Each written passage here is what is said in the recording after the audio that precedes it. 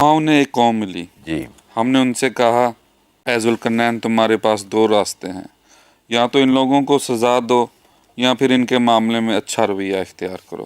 انہوں نے کہا میں ان میں سے کوئی ظلم کا راستہ اختیار کرے گا اسے تو ہم سزا دیں گے، اپنے رب کے پاس پہنچا دیا جائے گا اور وہ اسے البتہ جو کوئی ایمان لائے گا وہ نیک عمل کرے گا تو وہ بدلے کے طور پر اچھے انجام کا مستحق ہوگا. اور ہم بھی اس کی تفصیل بہت لمبی ہے اور اس کے اندر کچھ ایسی پوسٹولیٹس ہیں جو کہ ضروری ہیں کہ انبیاء کی جتنی بھی لسٹ ہے اس پہ ان تمام انبیاء کے ساتھ اس پوری لسٹ میں اللہ تعالیٰ نے عدالت کا حکم دنیا میں زندہ لوگوں کے اوپر کسی کو نہیں دیا. تو اس لیے عمر بن خطاب رضی اللہ تعالیٰ نے کہا تھا کہ ذوالقرنین جو ہے نا ایک فرشتہ ہے، وہ انسان نہیں ہے. تو مگر اگر یہ سمجھ لیں عدالت اللہ تعالیٰ نے لگوائی تھی، کیونکہ دنیا میں تو عدالت نہیں لگواتے اللہ تعالیٰ، یہ ڈائریکٹ وحی ہو رہی ہے، یہ یاد رکھیے گا. ہم نے ذوالقرنین سے کہا، ڈائریکٹ وحی ہو رہی ہے. تو غالب گمان نہیں کیا جا سکتا ہے، یہاں پہ ایک گمان تو کیا جا سکتا ہے کہ یہ نبی ہی ہیں جن پہ ڈائریکٹ وحی ہو رہی ہے. ٹھیک ہے، تو سزا کے لیے اور جزا کے لیے اوپن کورٹ دے دی اللہ تعالیٰ نے ذوالقرنین کو. بعد وہ ایک اور راستے کے پیچھے چل پڑے. اتبع سببا راستے پہ، وسائل پہ نہیں. یہاں تک کہ جب وہ سورج کے طلوع ہونے کی جگہ پہنچے تو انہوں نے دیکھا کہ وہ ایک ایسی قوم پر طلوع ہو رہا ہے جسے ہم نے اس کی دھوپ سے بچنے کے لیے کوئی اوٹ مہیا نہیں کی تھی. جی. اب یہ اس دنیا میں انہوں نے زبردستی فٹ کرنا ہے ایسا علاقہ جہاں پہ سورج سے بچنے کا کوئی انتظام نہیں ہے.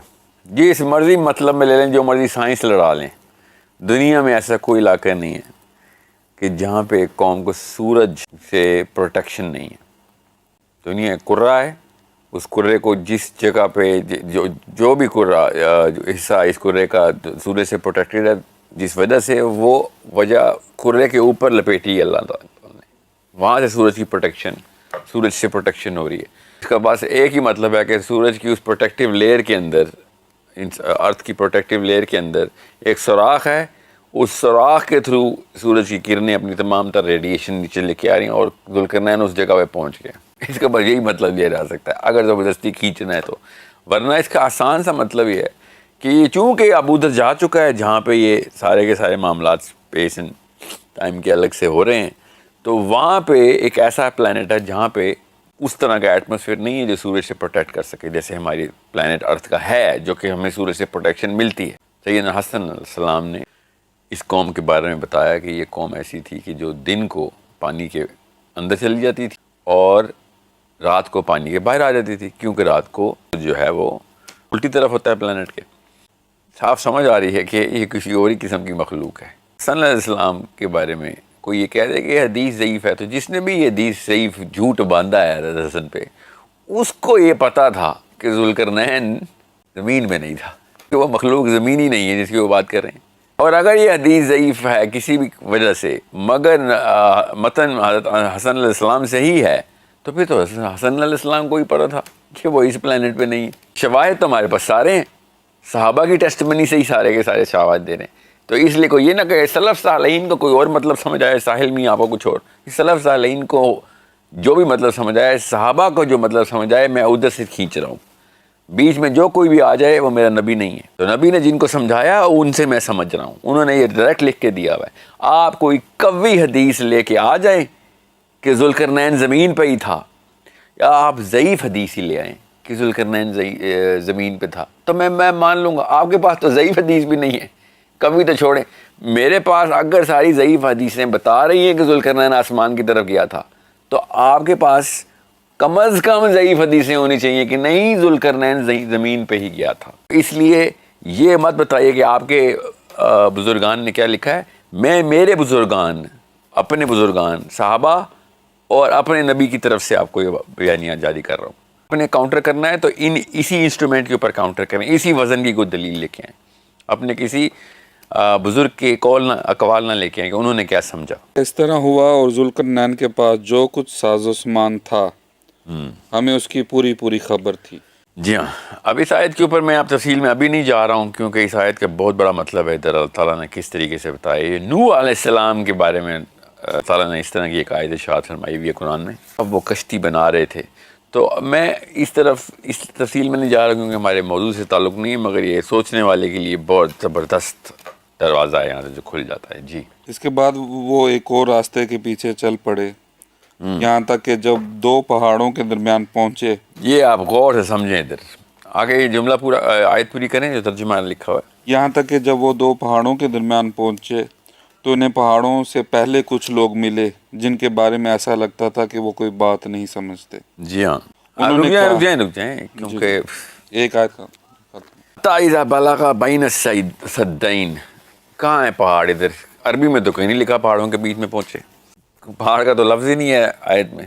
حتی اذا بلغ بین السدین جی سدین کے بیچ میں آئے سمجھ لیں کہ یہ پہاڑ ہے. تو اسی آیت کا آخری لفظ آپ نے پہاڑی میں لینا تھا, وہ تو نہیں لیا کسی نے. اس سے اگلی آیت کا جو آخری لفظ ہے سدین میں آئے ہیں, سمجھ لیں 2 پہاڑوں کے بیچ میں آئے ہیں ذوالقرنین, اور اینڈ میں آ کے انہوں نے سدا ہی کریٹ کیا. تو تیسرا پہاڑ بنایا انہوں نے تو حضرت ذوالقرنین نے پہاڑ تو نہیں بنایا نا. ہم سب کو پتہ ہے کہ حضرت ذوالقرنین نے according to the classical definition دیوار بنائی ہے نا. دیوار. تو پھر یہاں پہ 2 دیواروں کے بیچ میں پہنچائیں نا, 2 پہاڑوں کے بیچ میں کیوں پہنچا رہے ہیں؟ انہوں نے بعد میں دیوار کی اور پہلے جی کیونکہ سدین پہاڑ ہیں ہی نہیں. کون بتائے گا؟ قرآن خود بتائے گا, کوئی اور نہیں بتائے گا. اس لیے میں ان ترجمے کے اوپر نہ جانے پہ اس لیے مجھے تکلیف ہوتی ہے, کیونکہ قرآن پاک میں اس کا اصلی مطلب کوئی اور کہیں اور سے لے نہیں سکتا تھا. وہ سورہ یاسین ہے. سورہ یاسین کی آیت نمبر 38 وہ کھولیں اور وہ پڑھیں تاکہ آپ کو پتہ چلے کہ اللہ تعالیٰ نے یہ ذوالقرنین کر کیا رہے تھے اور کس طریقے کا بیریئر بنانا تھا. کیونکہ یہاں پہ اللہ تعالیٰ کیا کہہ رہے ہیں کہ ذوالقرنین ان 2 بیریئرز کے بیچ میں پہنچے. ایک بیریئر ادھر اور ایک بیریئر ادھر, اور بیچ میں ایک قوم ہے اور پیتھ ویز ہیں جس کے اندر بیریئر ہے, جس کے دروازے میں بیریئر لگے ہوتے ہیں, اور ان کے بیچ میں ذوالقرنین آ گئے ہیں اس وقت. اب اللہ تعالیٰ یہ بتا رہے ہیں.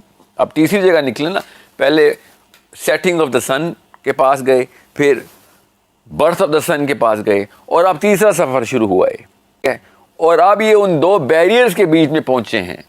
ابھی بتاتا ہوں سورہ یاسین آیت نمبر 38 وہاں تک آپ کھول لیں. تو جب آپ 2 بیریئرز کے بیچ میں پہنچیں گے تب کہیں جا کے وہ والا بیریئر سمجھ آئے گا جو ذوالقرنین نے بنایا. وہ ایک ہی لفظ ہے, بین السدین پہاڑ ہیں, تو پھر ذوالقرنین نے بھی پھر اصلی پہاڑ ہی بنایا ہوگا. اس کی دیوار کو آپ دیوار نہیں بولیں گے, پھر پہاڑ ہی بولیں گے, کیونکہ وہ سدا اور سدین ایک ہی لفظ ہے.